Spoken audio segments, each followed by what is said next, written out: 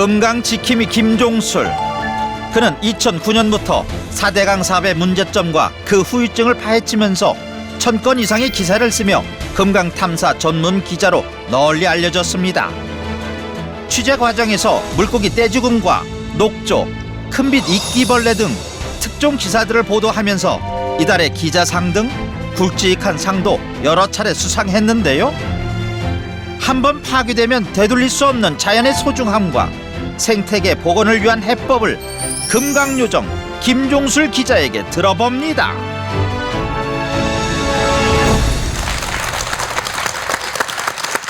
제가 서두에 저 금강요정이라고 말씀을 드렸는데 요정과는 거리가 좀 멀게 보입니다만 이 금강요정이라는 별명 이건 어떻게 생긴 겁니까? 아, 예. 2012년도에 물고기 떼죽음이 발생했습니다.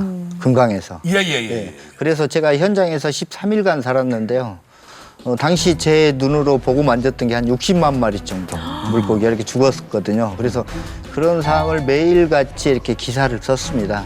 그랬는데 기사가 올라가고 뭐 인터넷, SNS에서 사람이 죽은 것도 아니고 물고기 몇 마리 죽었는데 그게 무슨 대수냐. 말도 안 되는 몇 마리라뇨. 네, 그러면서 저에 대한 인신공격이 굉장히 심했습니다. 그러던 차에 저를 잘 아는 후배가 내가 아는 김종술이 당신들이 요구하는 그런 쓰레기 아니다. 금강을 사랑하는 요정이더라라고 이야기를 써놓으면서 그때부터 금강요정이라는 이야기를 듣고 있습니다. 예. 후배분이 이제 아니다라고 대신 변명을 맞습니다. 해주시면서 요즘 저 뭐 그 학교 캐나다인가 미국인가 뭐 한파에 그냥 저 상어도 얼어 죽고 맞습니다. 거북이도 기절하고 뭐 이구아나도 기절해서 떨어지고 이런 그것만 봐도 같이 지구상에 살아가는 사람과 동물이지만은 그 가슴이 아픈데 오늘 강에서 떼죽음 당한 그거 보면 아무리 관심 없는 사람이도 그거 보고 그 자체만 가지고도 가슴 아파요. 말 못하는 것들이. 결국 물고기가 죽는다는 것은 다음 세대, 결국 사람까지 위협을 가한다라는 거거든요. 그럼요. 거기에 오는 그 다음의 해는 예. 이루 말할 수 없겠죠. 네. 요즘에는 특별한 다큐멘터리를 제작 중이시라고요? 예. 예전부터 계속 꿈을 꿔왔던 건데 4대강 사업 관련해서 부역자와 저항자들의 이야기를 계속해서 지금 하고 있습니다. 그래서 돈 문제 때문에 사실 기금이 없어서 못하고 있다가 지금 스토리 펀딩, 스펀딩으로 해서 모아서 하고 있습니다. 얼마 전에 그분 집 앞에서 집회도 하셨다고요. 예. 좀 얘기 좀 듣고 싶어요. 태어나서 처음으로 난생 처음 경찰서에 가서 집회 신고를 제가 했습니다. 그리고 이제 그 4대강 관련해서 이야기를 좀 나누고 싶어서 그분 집 앞에 집회 신고를 내고 그분을 만나려고 갔어요. 그 사무실에. 그게 국민 세금 2천만 원 정도의 세금을 계속 가지고 사무실을 운영하는 곳인데 여기 있는 초대장, 이 초대장을 좀 전해드리려고 갔었는데 결국 대통령님한테는 이명박 대통령님한테는 전해드리지 못하고 전 대통령. 경호원들한테 이렇게 저지를 당해서 경호원한테만 드렸어요. 그리고 꼭 좀 전해달라라는 얘기를 한 서너 차례 했습니다. 언제쯤 우리들이 볼 수 있을까요? 1월 말부터 단편으로 15분 정도의 영상으로 해서 일주일에 하나씩 5개를 내놓을 겁니다. 그리고 6월경에 장편으로 해서 50분 정도 그 분량으로 해서 극장용으로 내놓을 예정입니다. 네. 금강 극장용으로요? 네, 금강 탐사 전문 기자 김종술 씨와 함께하고 있는데요. 이분은 과연 어떤 분이신지 시청자 여러분들이 많이 궁금해하실 것 같아요. 제가 숫자 프로필을 통해서 자세히 알아보도록 하겠습니다. 첫 번째 숫자 보여주세요. 2002. 서울에서 의료 사업을 하던 김종술 씨가 공주로 내려와서 지역 신문 기자로 첫 발을 뗀 시기가 2002년입니다. 두 번째 숫자 보여주세요. 9.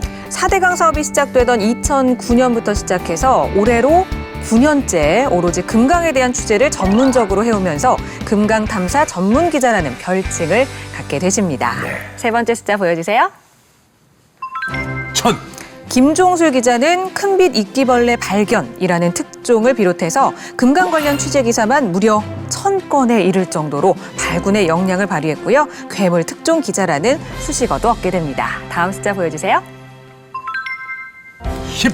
김종술 기자는 4대강 문제를 집중적으로 취재한 공로로 상도 참 많이 받았습니다. 지금껏 받은 상이 10가지가 넘는다고 하는데요. 이달의 기자상을 비롯해서 물환경대상, 성유보상, 대전 충남 민주언론상 등 우리 사회의 환경의 중요성에 대한 경각심을 불러일으키는 등불 역할을 해오고 계십니다. 이상으로 김종술 기자의 숫자 프로필이었습니다.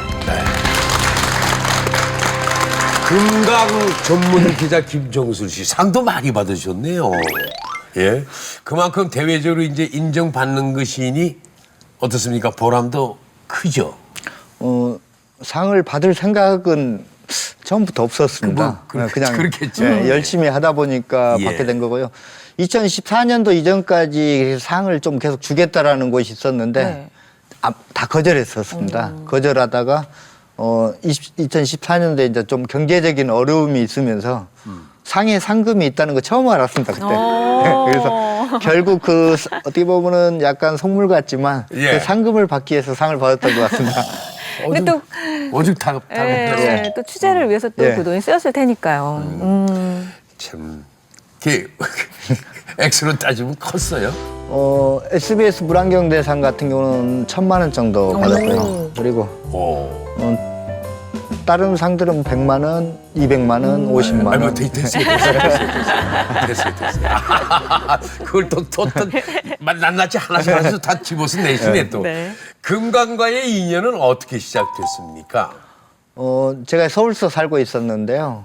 당시 지역신문 기자 제의를 받았습니다. 그리고 공주에 있는 지역신문 제의를 받고 공주를 내려왔습니다. 그리고 세 번째 방문하던 날 이 금강을 처음 보게 됐습니다. 그래서 이 곰나루라는 곳인데요. 거기에 모래가 펼쳐져 있고 그 모래밭에 고라니가 뛰어다니더라고요. 네. 그 아이들도 거기서 뛰어노는 모습을 보면서 너무 아름다웠어요. 그래서 바로 그 다음날 짐을 싸서 내려오게 됐습니다. 어허. 그 모습을 보고. 예, 반했습니다. 그래서 지금까지도 제가 살아오면서 가장 아름다운 풍경을 꼽아라고 하면 딱 그때인 것 같습니다. 야, 금강에서. 그러게요. 그럼 이제 이후 집은 어떻게 해서 마련합니까? 처음에는 너무 급하게 오다 보니까 그냥 원룸에 살았습니다. 원룸에 그 다음날 바로 들어가 살다가 바로 지금 살고 있는 그 아파트 조그만한 그곳에 들어가 살고 있습니다. 그 당시 금강이면은 뭐 산책도 하고 낚시도 즐기고 굉장히 깨끗했던 환경이었던 예, 거죠. 맞습니다. 당시에는 이 공주 같은 경우는 그 물을 취수해서 먹었으니까요. 특히 이제 강물은 모래가 많기 때문에 바로 먹을 정도로 깨끗한 물입니다. 그래서 저도 늘 일을 하다가 피곤하다든가 잠깐 짬이 날 때마다 강가에 가서 쉬기도 하고요. 또 아침 저녁으로 출퇴근하면서 강을 늘 바라보면서 살아왔던 거죠. 자, 그런데 이제 점차적으로 그 좋은 강이 이제 변하기 시작하는 거 아니겠습니까? 예.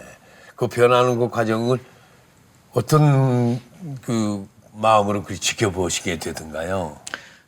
정부는 굉장히 4대강 사업을 하면 좋아진다라고 했습니다. 그렇죠. 네, 좋아진다라고 했는데 공사 과정에 계속 문제가 있었지만 정부에서 했던 얘기는 공사가 끝난 이후에 보자라고 얘기를 했습니다. 그래서 2012년도에 준공이 되자마자 물고기 떼죽음이 발생했습니다. 그리고 2013년도부터 이제 흐르는 물이 막혔으니까 녹조가 생기기 시작한 거죠. 거대하게. 그리고 14년도에는 이 강에서는 살지 못하는, 유속 있는 곳에 절대 살지 못하는 큰빛 이끼벌레라는 그런 태형동물도 나왔습니다. 지금은 사실상 16년도부터는 15년도, 16년도부터는 그 큰빛 이끼벌레도 살지 못하는 강으로 변해버렸거든요. 그래서 지금은 시궁창에 60년대, 70년대 우리 정비 안 된 시궁창에 사는 실지렁이, 붉은 깔따구 이런 종들만 살고 있습니다. 또 명분이 없었던 게 아닌 게 뭐 홍수 예방, 일자리 창출 이런 명분을 내세우긴 했었거든요. 그런 게 좀 진행이 제대로 되진 않았잖아요. 뭐 일자리 창출, 뭐 수질 개선 여러 가지 문제가 나왔었죠. 네. 근데 수질 망가졌죠. 네. 일자리 중장비가 들어왔으니까 사람이 가서 일을 하는 건 아니었죠. 당시 중장비를 샀던 분들이 그 이후에 건설 경기가 끝나니까 다 빚쟁이가 됐어요. 세를 내지 못하고 지역경제 활성화, 주변 공원들이 한 3조 원이 넘게 들여서 공원을 만들었습니다. 금강에도 90개 가량의 공원을 만들었는데요. 이 공원과 보호를 연계해서 관광객을 유치하겠다. 정부에서는 1000만 관광객이 4대강을 다녀갔다라고 했죠. 아닙니다. 당시에 공원을 만들어 놓고 지금도 공원에 사람이 없어서 이 지역의 단체를 불러서 주말이면 이용하도록 불러들이는 형편입니다. 그리고 돈을 주고 4대강 사업으로 만들어진 공원이 90개가 있는데 이게 얼마 전에 문재인 대통령이 사람이 찾지 않는 공원은 다 없애겠다 발표를 했습니다. 그러다 보니까 자치단체 입장에서는 이 지역에 있는 공원을 빼앗길지도 모른다라는 좀 이기감이 들어서 공원을 바꿉니다. 기존에 그러니까 복합공원을 싹 밀어버리고 축구장을 짓는다든가 야구장을 짓는다든가 그러면 없애지 못하니까요. 그 강변에 살면서 농사를 짓던 농민들도 참 많이 쫓겨난 걸로 알고 있습니다. 이 금강 같은 경우는 가장 많이 쫓겨난 곳이 부여입니다. 부여에 여의도 공원에 50배가 넘는 공원이 만들어졌습니다. 다시 말하면 그 50배가 넘는 공원에서 농사를 지었던 거죠. 그리고 거기에서 보상금을 받고 많이 받아서 잘 된 분들도 계십니다. 근데 제가 그 주민들을 한 1년 6개월가량 따라다니면서 추적한 게 있습니다. 근데 지역은 소규모로 마을이 이렇게 형성되어 있습니다. 거기에서 뭐 농사를 많이 짓든 적게 짓든 지역 주민들 간에 서로 옆집에 수저 몇 개, 젓가락 몇 개까지 다 알고 지낼 정도로 살아갑니다. 그런 지역 공동체가 다 깨져버렸습니다. 보상받은 사람들과 받지 못한 사람들 사이에 굉장히 큰 갈등이 있습니다. 네. 지금도 있습니다, 그 갈등이.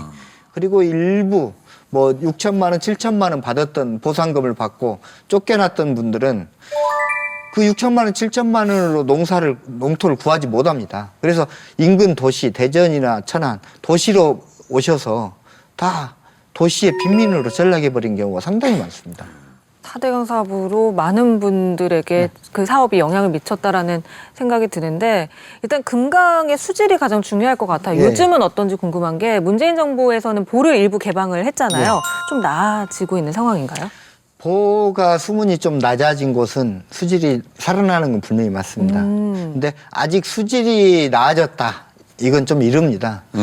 나아졌다라는 건 좀 이른 거고 네. 수질의 변화, 이 격정기가 다시 되돌아가고 있다. 이게 맞는 것 같습니다. 누구보다 강이 예전의 모습을 찾기를 바라는 마음이 기자분께 크실 것 같은데 현재 금강의 모습은 어떤지 우리 김종수 기자의 금강 탐사길에 저희가 동행을 한번 해봤거든요. 화면에 담아왔습니다. 함께 보고 와서 이야기 나누시죠. 예, 보시죠. 충남 공주시 신관동. 김종술 기자가 아침부터 분주하게 움직인다. 트렁크의 장비를 확인하고 일터로 떠날 채비를 마치는데 올해로 9년째 금강 지킴이로 금강의 변화 과정을 취재하고 널리 알려온 김종술. 눈이 와도 비가 와도 어김없이 강으로 출동이다. 예, 매일 이렇게 금강을 둘러보시잖아요. 예. 오늘은 좀 어느 루트로 좀 가실 계획이신가요? 제가 이제 매일같이 들리는 곳이 공주보 주변이에요. 변화가 가장 심하게 일어나는 곳이거든요. 그리고 공주보를 돌아보고 이 금강을 따라서 자안을 타고 백제보 쪽으로 이동해서 뭐 그 아래 백마강교를 돌아서 우안으로 다시 타고 강을 공주보 쪽으로 상류로 올라올 거예요. 물결이 비단처럼 곱디고 와 불려진 이름 금강. 며칠째 계속 내리는 새하얀 눈을 맞으며 한겨울 금강은 평화롭게 흘러간다. 김종술 기자도 금강의 아름다움에 반해 숨막히던 서울살이를 접고 이곳으로 삶의 터전을 옮겼었다. 하지만 2009년부터 금강은 아파하고 신음하기 시작했다. 최근까지 강물에 녹조가 시퍼렇게 물들어 있었거든요. 그 남조류 독성 물질까지 이렇게 많이 있었는데 지금 이제 수온이 뚝 떨어지면서 겉보기에는 일단 맑아 보이거든요. 거기에다 이렇게 하얀 눈까지 오게 되면은 예전의 강 비슷한 모습이 조금이라도 돌아오는 것 같아서 참 좋죠. 충남의 젖줄인 금강. 뜸봉샘에서 시작해 무주, 영동을 지나 세종에서 공주, 부여로 흘러가는 강이다. 4대강 사업으로 금강 본류에는 세종부와 공주부, 백제보까지 3개의 보가 만들어졌다. 하지만 이로 인해 금강은 흐르지 않는 강이 되었다.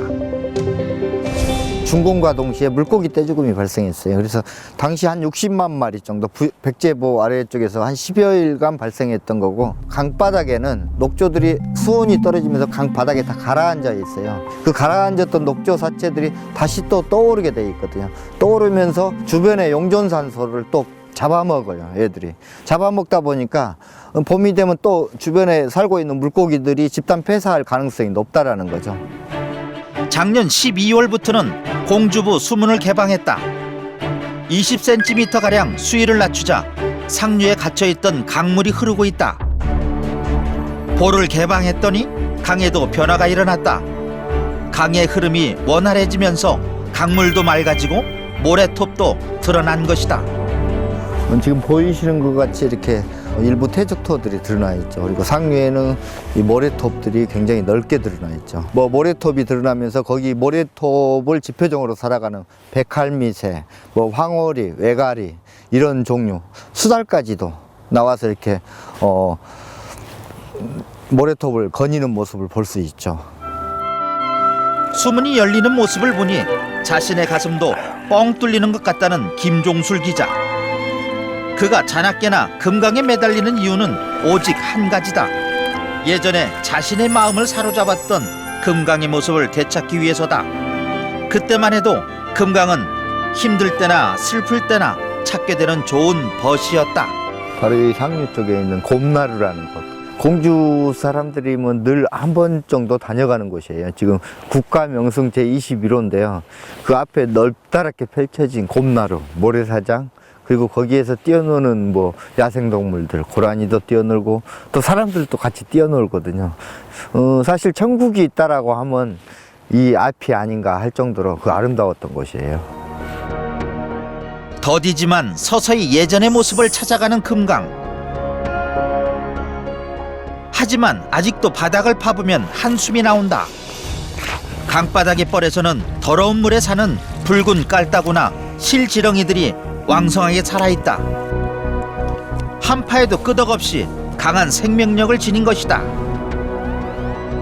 지금 오늘 잡았던 실지렁이, 붉은 깔따구는 원래 시궁창이나 60년대, 70년대 하수도 정비되지 않은 그런 오염원에서 생기는 건데요. 도저히 여기에서 나오지 않았던 거죠. 특히 이 물은 2008년까지 공주 시민들이 식수로 사용하던 물이에요. 9년의 시간 동안 기자 김종술이 쓴 금강 관련 기사만 1000건 이상. 연료비가 없을 때는 걸어다니면서 강의 변화를 기록하기도 했다. 이 때문에 물고기 떼죽음이나 큰빛 이끼벌레 등장을 가장 먼저 보도하면서 괴물 특종 기자라는 별칭도 얻었다고. 예전처럼 이 모래톱도 있고 그 모래톱에 새들도 좀 쉬어 놀고 이런 공간에 아이들도 와서 같이 놀고 봄이면 어르신들 여기 와서 나물도 좀 캐고 그런 곳이 행복 아닐까요? 그리고 그런 곳이 강의 본연한 모습, 그런 모습일 것 같아요. 어린 시절 집 주변에 흘렀던 맑은 강물을 기억하는 김종술 기자. 그에게 강은 어머니이자 고향이다. 하지만 강이 아파하면서 그는 기댈 곳을 잃었다. 모든 일을 품어주던 금강의 봄날은 언제쯤 올까?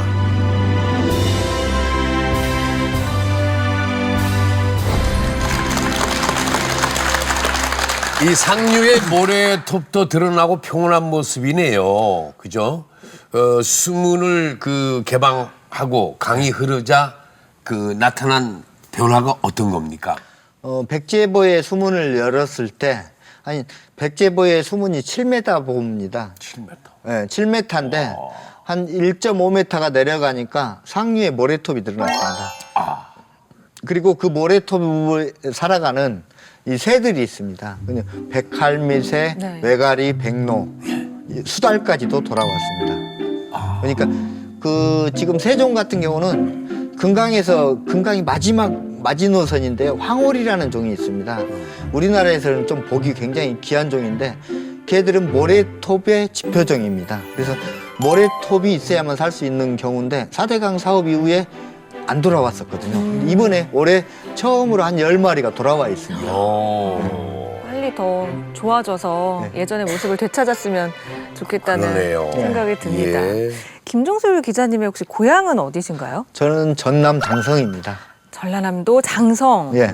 그쪽에도 강이 크게 흐르나요? 영산강으로 흘러드는 황룡강이라는 곳이 있습니다. 그래서 제가 태어난 곳은 집 뒤에 개천, 개천이었는데 그 개천이 황룡강으로 흘러드는 곳 바로. 그리고 제 어머니 고향이 지금 장성 때만 수몰된 곳. 그리고 어렸을 때 초등학교 다니던 곳 옆에 늘 황룡강이 있어서 놀던 곳이죠.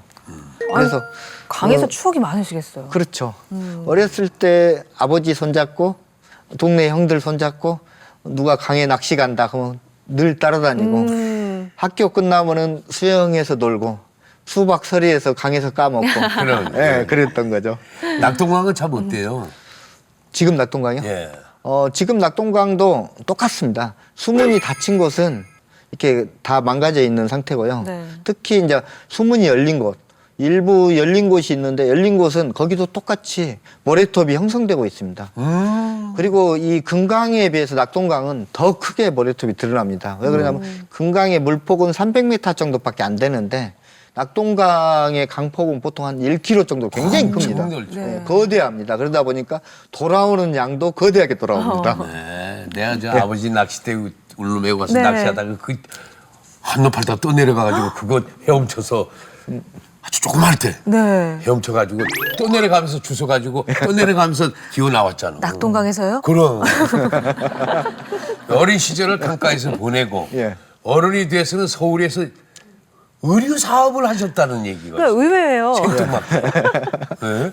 예, 이제 먹고 살기 위해서 서울에서 의류 사업 그러니까 뭐 청바지, 청카바 이걸 만들어서 동남아, 일본 수출도 하고 내수도 좀 하고 먹고 사는 데는 지장 없이 그냥 5일 동안은 열심히 일했습니다. 제가 사람들이 저보고 메뚜기라고 하는데요. 그때 당시에 서울에 있을 때 열심히 일하고 이틀 동안 열심히 놀러 다녔습니다. 그래서 노는 것도 열심히 놀아야 된다라고 해서 그렇게 또 강을 그때도 좋아했습니다. 어렸을 때 그 아버지와의 추억, 친구들과의 추억 그것 때문에 꼭 내가 살던 그 강은 아니었지만 물을 보면 좀 평온해지는 게 있었습니다. 예전부터. 아무리 그래도 잘 되고 있었는데 공주로 내려와서 지역신문 기자를 하겠다고 결심하는 건 쉽지 않았을 것 같은데 2002년에 딱 내려오신 거죠? 네. 예. 어떤 결심을 하게 되신 거예요? 그러니까 제의를 받고 금강을 공주를 처음 왔을 때 아까 얘기했다시피 그 곰나루를 보고 그 물가 사실 서울에서 돈은 벌고 있었지만 서울이라는 곳이 좀 너무 힘들었거든요. 그래서 언제 벗어날까 늘 고민하던 곳이었거든요. 그래서 고향으로 돌아가고 싶었는데 고향은 아니지만 내가 내 고향의 절반 정도는 내려갈 수 있겠다라는 생각을 하게 된 거죠. 그래서 그 다음날 바로 이 곰나루를 보고 아름다움에 빠져서 여기 정도면 내 고향보다 더 아름답다. 가서 살아도 되겠다라고 굉장히 행복했습니다. 내려가서.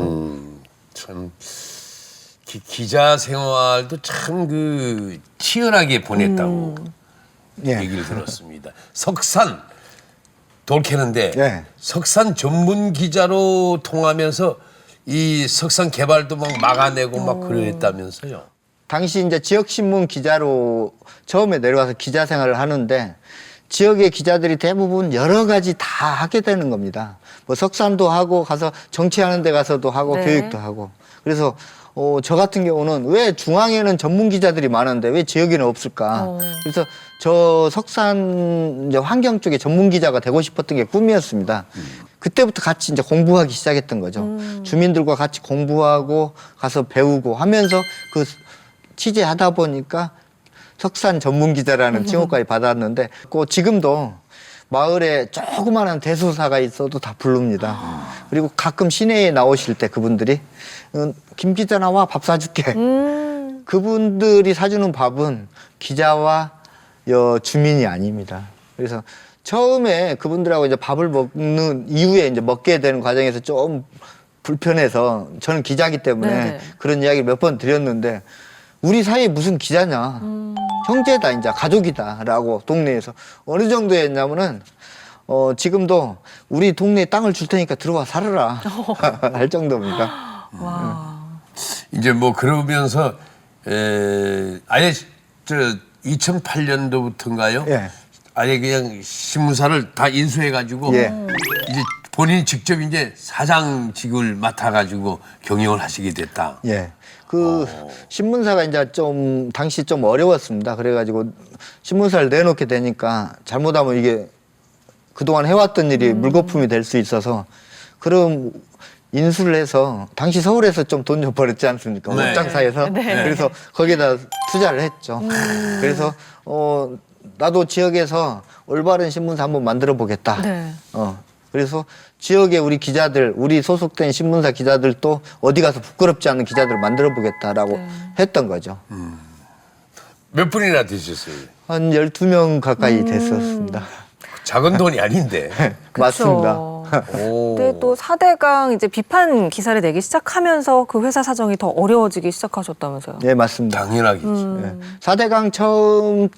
4대강 이야기가 돌면서 아까 80%의 반대 여론이 있었습니다. 네. 그러다 보니까 자치단체에서는 정부에서는 중학생, 고등학생, 학생들을 강으로 불렀습니다.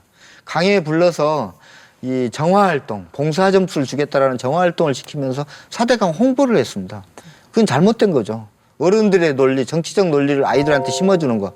그걸 기사화했더니 바로 시에서 전화가 오더라고요. 아니, 지역신문이 왜 국책사업을 반대하느냐. 무슨 소리냐. 지역신문이 동네 이야기를 썼을 뿐인데라고 얘기를 했죠. 그랬더니 당신들 그따위로 하면 신문 우리 못 보지. 광고 못 주지. 이런 예, 협박이 들어왔던 겁니다. 그 가족과 같이 있었어요? 다행히 제가 큰 장점이 하나 가지고 있습니다. 결혼을 안 했다라는 거. 아이고 그게 네. 그래서 만약에 결혼을 했으면 아마 이혼을 했든지 쫓겨났겠죠. 그게 다행이에요? 예. 정말 힘든 시간들을 겪으셨는데 그래서 신문사를 접게 되신 건가요? 그렇죠. 그래서 이제 그 기로에 서서 네. 도저히 이게 신문사 이제 직원들 급여가 뭐 2천만 원이 넘게 매달 나가다 보니까 이게 계속 지탱을 할 수 없었습니다. 한 1년 넘게 지탱했는데 결국 엄청난 돈이 들어가더라고요. 그래서 다른 곳에서 이제 빌려다가 갚는 것도 한계가 있고. 한계가 있죠. 예, 예. 그래서 결국 그 신문사를 덮고 지금 하고 있는 오마이뉴스 시민 기자, 그냥 나 혼자 소속되지 않는 기자. 그래서 예. 여기저기 내가 원하는 곳에 어디든 기사를 보낼 수 있는 곳. 뭐 솔직히 혼자 몸이고 예. 뭐 그러다 보면 또 직원들 생각해서라도 좀 타협 좀 더 찾아보면 될 거 아니에요. 당시 그 타협을 하자라는 직원들이 많이 있었습니다. 네. 대표님이 4대강만 버리면 우리 신문사를 먹고 살 수 있다. 그렇죠. 예. 근데 버릴 수 없었습니다. 지금까지 살아오면서 잘못된 것을 타협해 본 적은 없는데요. 만약에 그 상태에서 내가 4대강을 버리고 타협하게 된다면 결국 그 신문사는 어용신문사가 될 수밖에 없습니다. 그리고 언론이라는 것은, 기자라는 것은 잘못된 걸 지적하고 계속 지져야 되는데 짓지 못하고 그 먹이를 바라보게 되면은 결국 국민들의 눈과 귀가 가려지는 겁니다. 아무리 작은 언론이라고 하더라도. 그래서 타협하지 못했습니다. 네, 충분한 심정 이해가 됩니다. 네. 엄청나게 힘들고 어려웠을 텐데 네. 직원들 생각해서라도 할 수는 또 있었을 텐데 불구하고 자 이번에는 네. 우리 저희가 저 김종술 기자의 내 인생 사진을 좀 만나볼 시간입니다. 네, 사진 한 장을 준비해 오셨다고 하는데요. 네. 어떤 사진을 준비해 오셨을까요? 아유, 아이고. 페인트 아, 이게 진짜? 강물입니다. 아니 물감을 뭐 섞어 놓은 것 같기도 하고. 이거 뭐 진짜 효과 준 거 아니에요? 전혀 와. 여기에 조금의 포토샵도 들어가지 않는 겁니다. 이거 어떡해. 그리고 실제로 사진에서 보실 때는 약하게 보입니다. 그리고 뭔가 점도도 더 굉장히 끈적끈적할 것 같아요. 처음에는 2013년도는 그냥 아이고. 이렇게 녹조라고 생각했는데 지금은 우리가 이제 녹조 카페 차를 타고 차를 고치려고 하면 카센터 가면 바닥에 파랗게 돼 있죠. 옥상에 방수 페인트. 아, 예, 예. 똑같이 생각하시면 됩니다.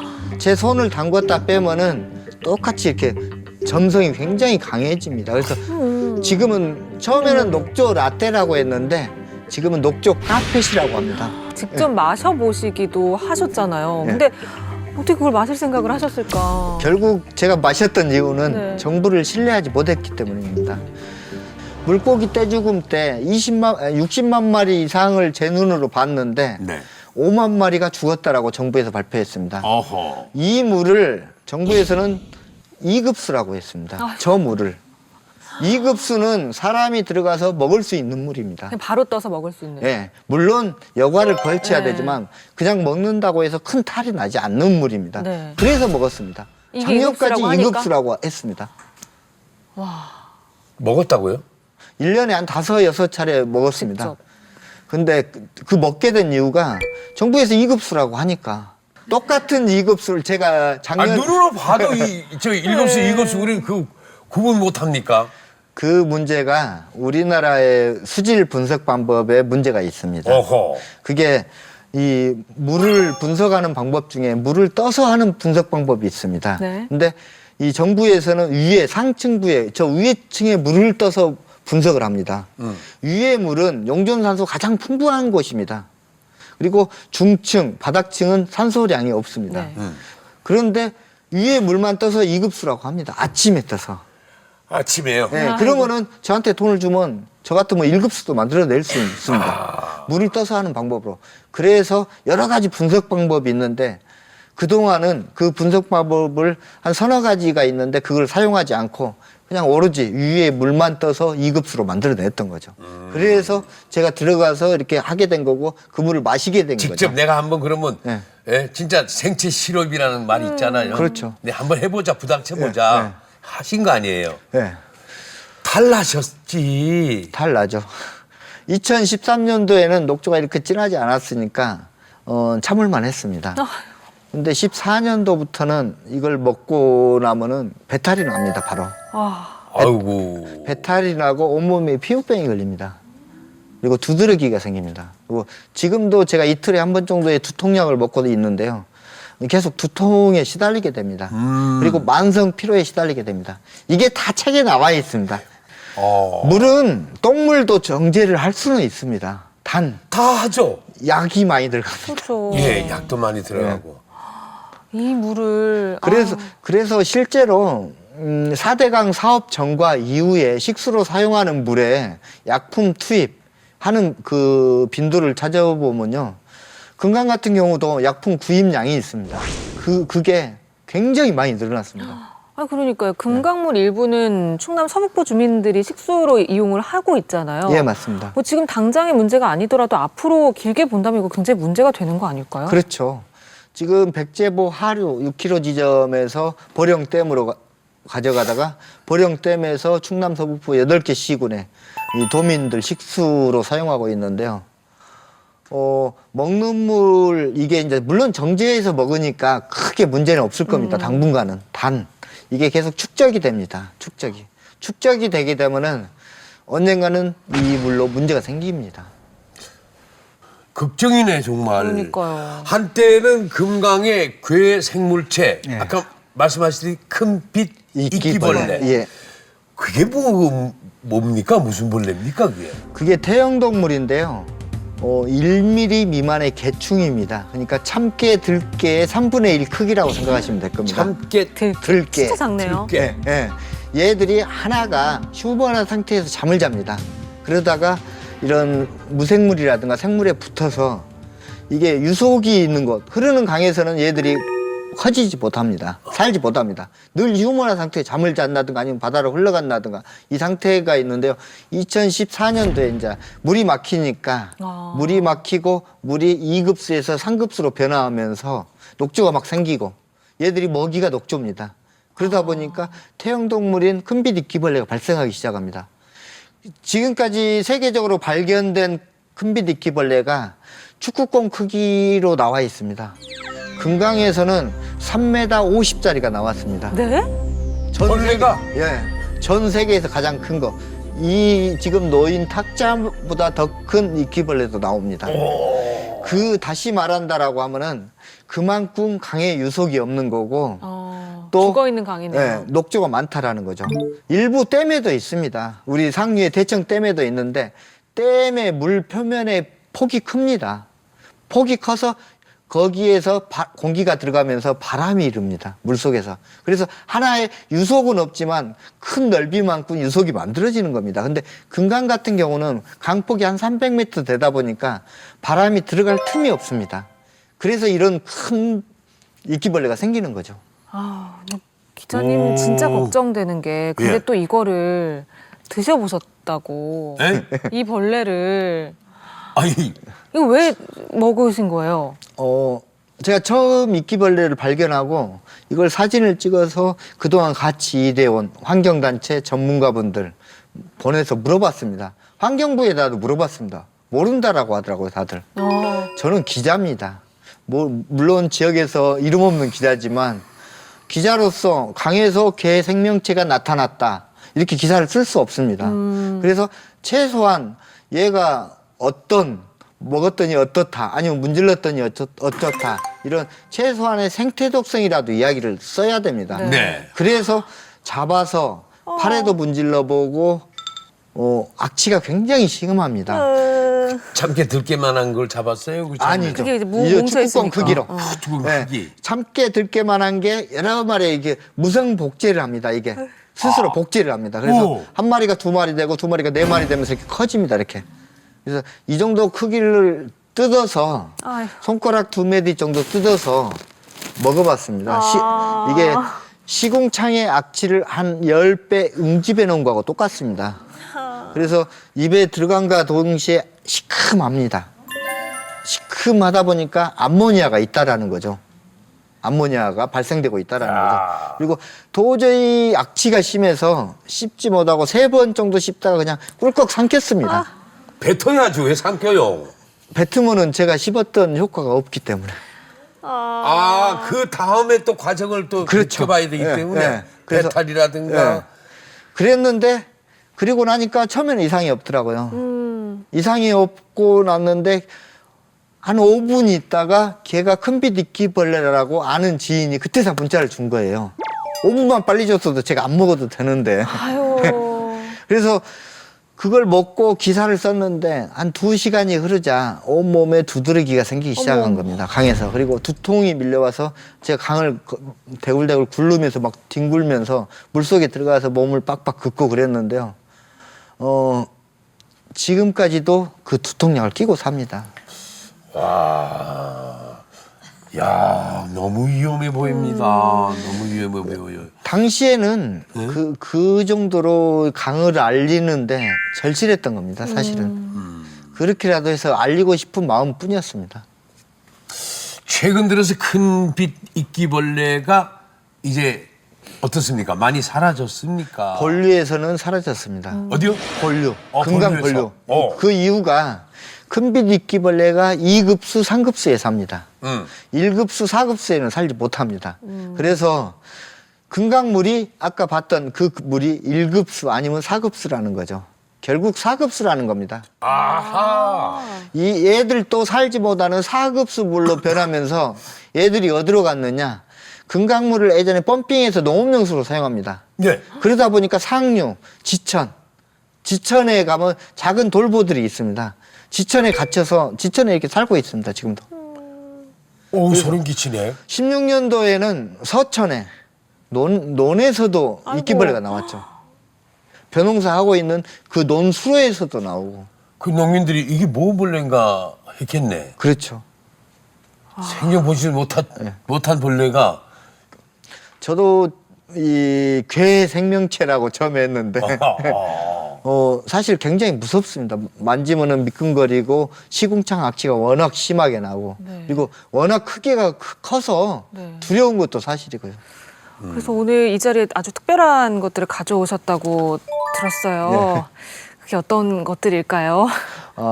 지금 강의 네. 상태를 보여주는 겁니다. 네. 그래서 예전에 제가 반했던 곳은 강의 모래톱이었는데 네. 그 강바닥이 모래가 다 사라지고 지금 제가 가져왔는 이 시커먼 뻘입니다. 이게 강바닥에 뻘을 제가 가져온 겁니다. 강바닥이에요. 네. 강바닥에 뻘을 가져온 거고 그 강바닥에 이 뻘에 사는 생명이 있습니다. 이게 실지렁이 붉은 깔따구라고 얘들입니다. 이게 지금 한 10,000마리 정도는 될 겁니다. 환경부에 들어가면은 환경부 수생태 4급수 야 4급수 오염 지표정으로 잡혀 있습니다. 그래서 이 붉은 깔따구는 원래 이제 3급수에 살기도 합니다. 근데 3급수에 사는 종은 물이 나오는데요. 파란색이고요. 져주세요. 아유. 파란색이고요. 이 붉은색이 강할수록 4급수, 5급수. 우리 물이 1급수부터 4급수까지밖에 없습니다. 그래서 5급수, 6급수 하는 얘기는 이거 이제 그 정도로 오염이 강하다라는 뜻에서 하는 얘기고요. 이 붉은 깔따구와 실지렁이가 색깔이 붉을수록 오염이 강하다라는 겁니다. 그래서 금강이 4급수 이상이다라고 생각하시면 될 겁니다. 그러니까 실지렁이가 하수구나 시궁창에서 산다고 그렇죠. 하던데. 예전에 오염됐던 60년대, 70년대 우리 이 생활하수 많이 흘러가던 곳, 예. 정비되지 않았던 곳, 음침한 곳에 살던 아이들이 지금 금강뿐만이 아니고 4대강을 다 점령해버린 거죠. 이걸 어떻게 죽이나요? 얘들을 죽이는 방법은 딱 하나입니다. 예. 강이 흘러야 됩니다. 흘러서 이 뻘이 하구뚝으로 흘러가고 모래가 돌아오면은 얘들이 살지 못합니다. 살지 못합니까? 예. 모래강에서는 실지렁이 붉은 깔따구가 살지 못합니다. 야, 이거 맑은 물이라고 어디 예를 들면 녹조가 없다. 예. 뭐 그랬을 때 좀 모르고 수영을 한다든가. 예. 뭐 그런 거 떠내려올 수도 있고. 예. 우리가 먹을 수도 있네. 강이 가장 위험할 때가 지금입니다. 겨울. 사람들이 지금 와서 보면은 이 녹조라든가 이거는 수온이 떨어지면서 다 바닥에 가라앉습니다. 그래서 위에 이렇게 맑은 물처럼 보입니다. 예. 그래서 그 물을 만지고 물 깨끗하다. 일부 떠서 드시는 분들도 살짝 있어요. 근데 맛을 보시는 분들도 계시는데 그 물에 남아있는 성분은 그대로 물 속에 존재하고 있습니다. 단 녹조만 안 보인 뿐이죠. 뿐이죠. 예. 금강 탐사를 하면서 뭐 벌에도 쏘이고 뱀에도 물리는 것은 뭐 그건 뭐 한두 번 아니죠. 많이 쏘였습니다. 벌한테 쏘여서 거의 눈이 얼굴이 그냥 이렇게 큰일 나죠. 된 경우도 있고요. 말벌 쏘여서 그리고 뱀한테 물려서 꽃뱀한테는 많이 물렸습니다. 그러니까 유혈목이라고 하는 그 강에 산 유혈목이 강가. 예, 그 아이는 독이 좀 덜한데요. 독사한테 물리고 한번 위험해요. 크게 물려가지고 병원에 실려간 적도 있고 그렇습니다. 정말 위험한 고비가 한두 분이 아니에요. 근데 이렇게 취재를 하시고 시민 기자로 활동을 예. 하시고 그럼 경제적으로 굉장히 힘들지 않으셨을까라는 생각이 드는데요. 어떻게 그걸 해결을 하셨나요? 결국 제가 이제 4대강 사업을 9년째 해오다 보니까 네. 너무 힘들었어요, 사실은. 제가 가진 집, 지금 살고 있는 서울에 있는 집을 팔고 아버지 재산을 팔고 어머니 재산을 팔고 주변에 있는 사람들의 돈을 갖다 쓰고 돈이 떨어지니까 은행 돈을 갖다 썼던 겁니다. 그리고 이제 그렇게 되다 보니까 지금 살고 있는 집이 전세에서 월세로 돌아왔고 월세를 한 6개월 못 내니까 집주인은 나가라고 하고 은행에서는 압류가 들어오고 그 시기가 2014년도 큰빛 이끼벌레를 발견했던 시기입니다. 그래서 수중에 다 찾아보니까 한 5천 원 있더라고요. 5,000원이요? 네, 현찰로. 예. 한 5천 원 있길래 이제 그만해야겠다라고 생각을 했죠. 근데 너무 아깝잖아요. 그래서 5천 원어치는 더 할 수 있겠더라고요. 5천 원어치는. 참 결혼 안 하길 잘했다.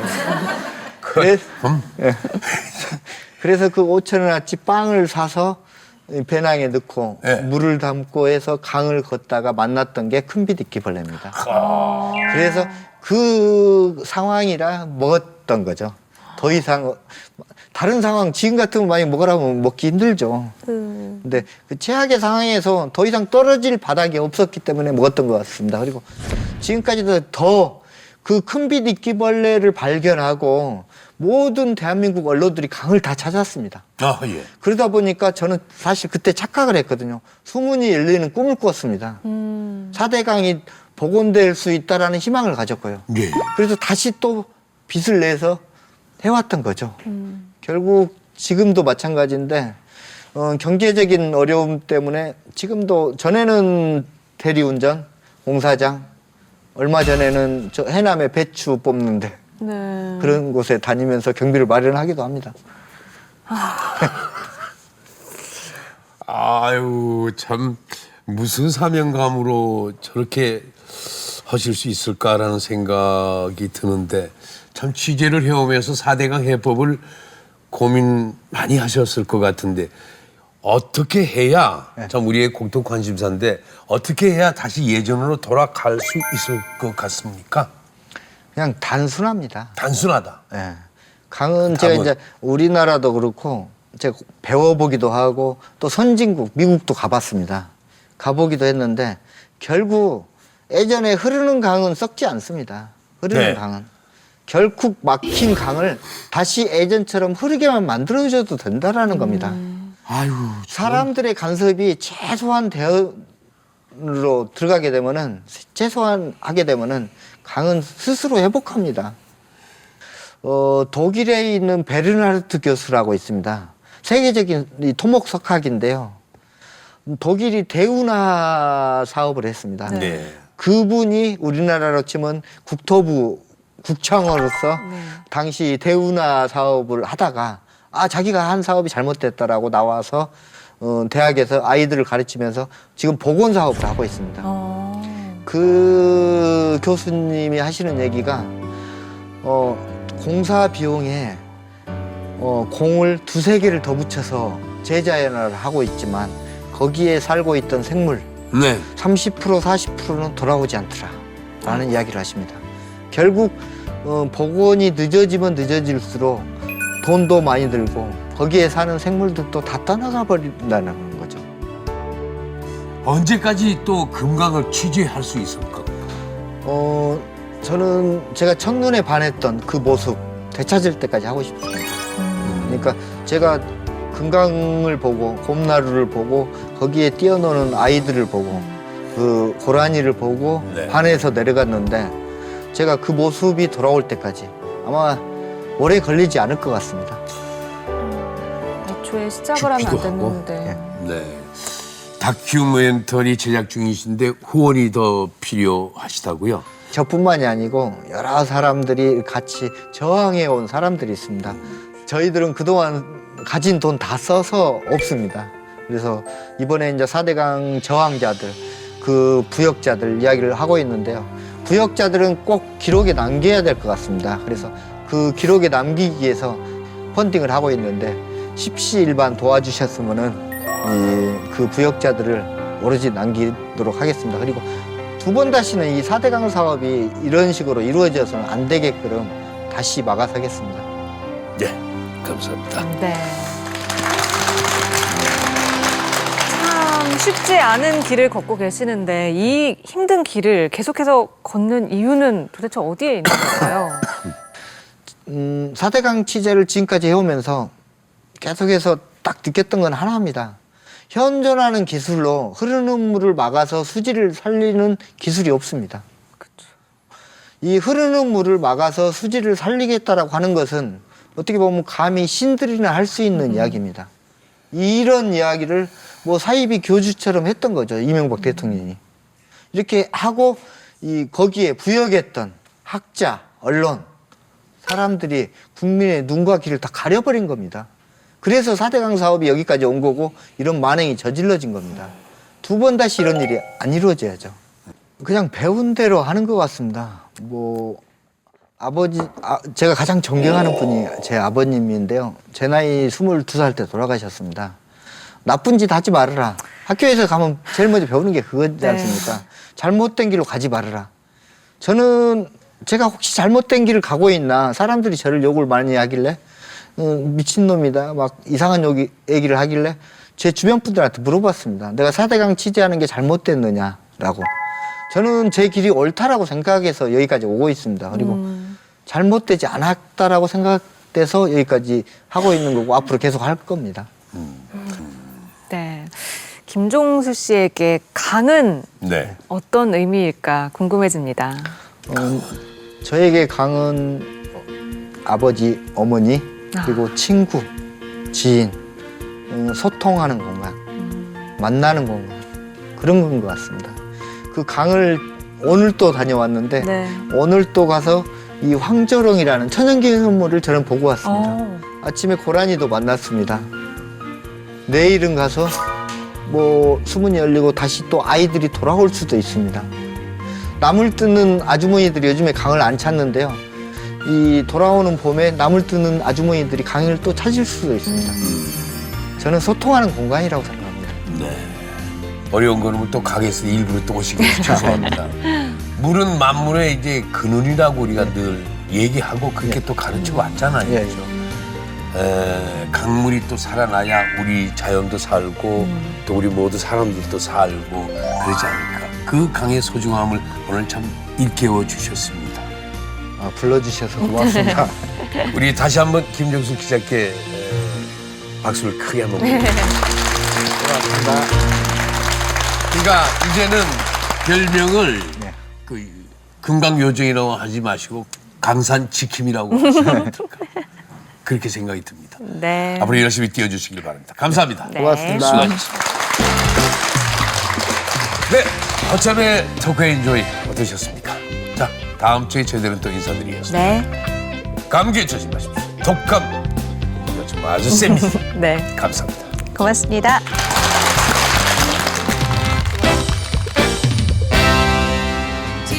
제가 꿈꾸는 세상입니다. 그리고 제가 소속돼 있는 오마이뉴스의 제 아이디기도 합니다. 그리고 만나는 사람마다 늘 같은 이야기를 하는데 저는 여기 계신 분뿐만이 아니고 세상의 모든 사람들이 다 행복해졌으면 좋겠습니다. 그리고 가난한 사람이든 부자든 그래서 누구나 행복해지는 그날까지 저는 열심히 할 겁니다. 네. in living